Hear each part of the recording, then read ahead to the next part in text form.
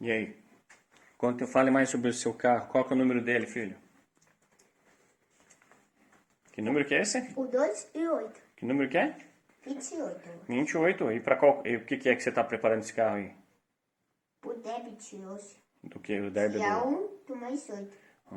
Mas é uma competição?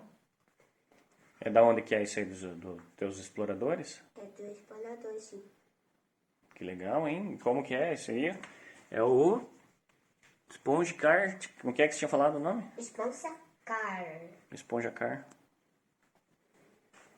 Tá animado? Você acha que vai ter bastante chance de ganhar nessa competição? Eu acho que eu tenho bastante gente. A gravidade é igual para todos, né? Você tá pintando o que aqui? Os propulsores dele? É, pai. Ele é movido a pilha? Tira a mão do... Peraí.